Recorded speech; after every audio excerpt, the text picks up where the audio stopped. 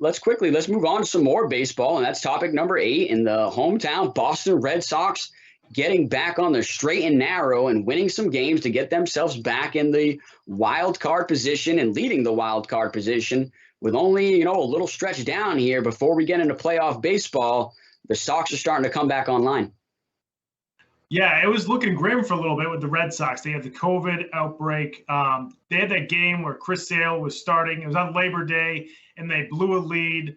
And it was because some of the, the fielding wasn't great because you had guys that they brought up, a week or two before because Kike Hernandez was out, Xander Bogaerts was out, Brandon Arroyo's been out. So their fielding was terrible in that game. They lost with Sale on the mound, I think a 7-2 lead on Labor Day. And I even thought to myself that this is it. The season's over. Like, they're not going to make the wild card. They're not in good shape right now as far as the pitching staff, this COVID outbreak. Somebody else is going to get it. And then, typical Red Sox fan, just negative. And then all of a sudden, they go on this tear. They've won 6 straight. They're winning 10-2 right now against the Mets in the 5th inning with Sale on the mound, coincidentally. And, they have a 2-game lead in the wild card. They win tonight. They're going to at least hang on to that 2-game lead.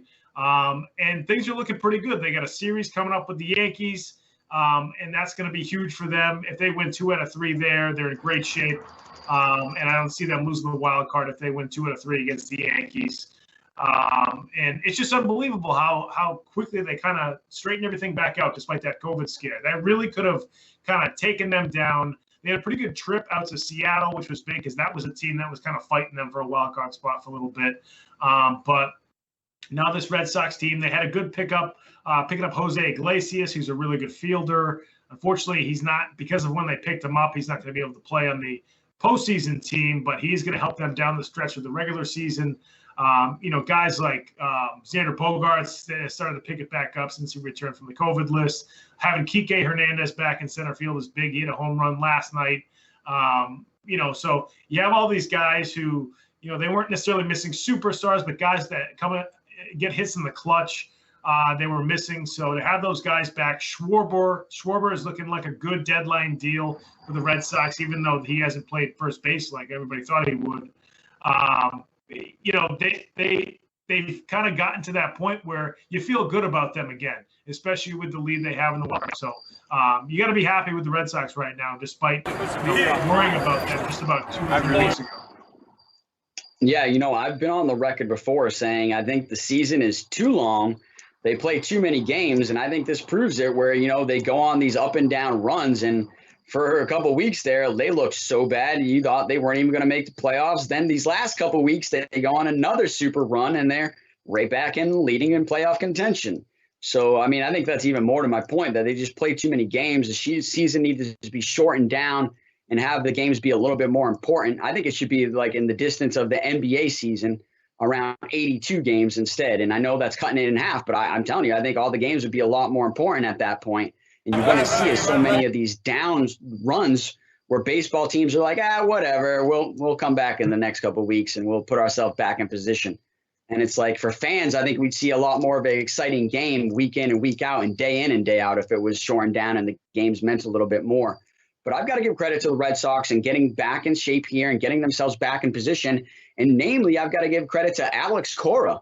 I think Alex Cora has done a great job with this team and, making all the right decisions here, especially down the stretch. And I've got to say, even that COVID scare had me shook where I was like, man, they just losing players left and right. And are they going to keep losing games and be out of contention? But he stayed calm in that situation, kept his team calm, kept everybody organized, got guys back slowly, got them together, kept his clubhouse, on point per se. And then, man, they just started winning games again. And I got to say, a big fan of, Alex Verdugo and Kike Hernandez. I think they've had great seasons. I'm looking forward to seeing what they can do in the playoffs.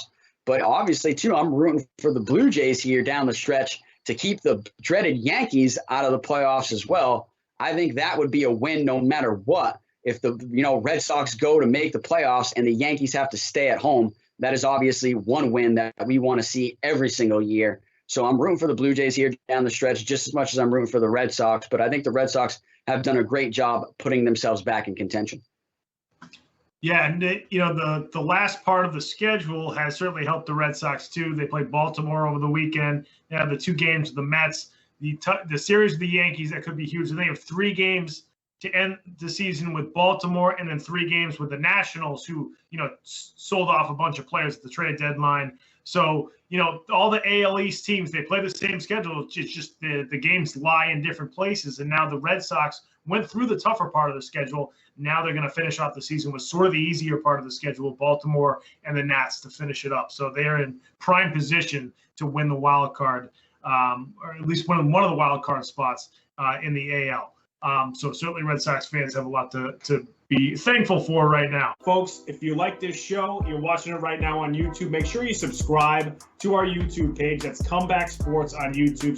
Subscribe to the channel, Comeback Sports. And then all the cut-ups that our awesome producer, Ben Kudo, puts together after the show, that'll all filter to your YouTube channel. You don't have to go search for it. It's just right there in your subscriptions.